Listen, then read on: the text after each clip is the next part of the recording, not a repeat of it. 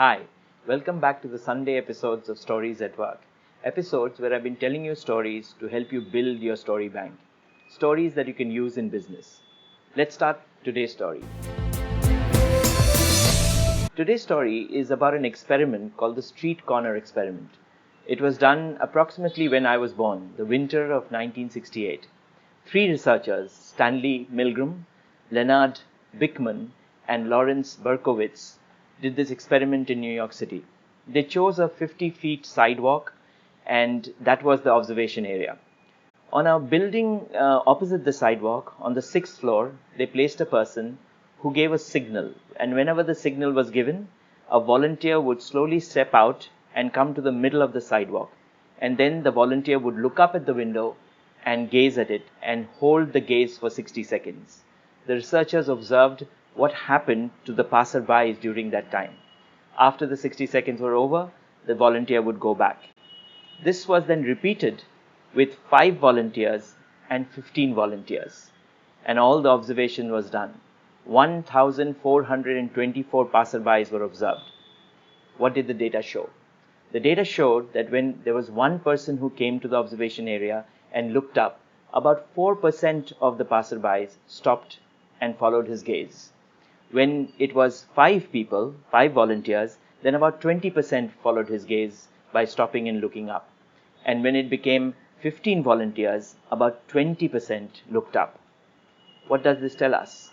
This tells us about something called herd mentality. It's also called social proof. When in business do you think you can use this example, this experiment?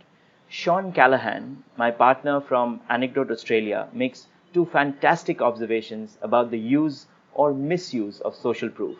The brilliant use example. When Apple launched its iPod, it knew that it was something very new and it would need lots of people to demonstrate that iPods was a cool thing to have. But the problem was that the iPod would be kept inside the pocket, and there would be a headphone which was very much like the headphones everyone else had for any of their mobile phones. So that's when Apple decided to create white headphones. So whenever you saw someone with a white headphone, you knew that person had an Apple iPod. And the more white headphones you saw, the more social proof that it was cool to own an Apple iPod. When can you forget about social proof and make a mistake? Well, let's say you started a portal where you want ideas and nothing is coming. Writing out an email and saying, hey guys, no one has written into the portal and shared ideas is not a great way, because that's social proof that it is okay not to share ideas.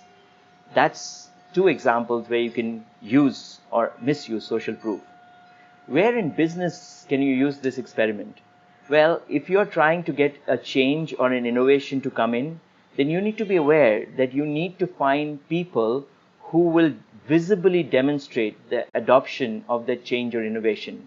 And the more people visibly adopt that change or innovation, the more likely you will have for people to follow that change or innovation.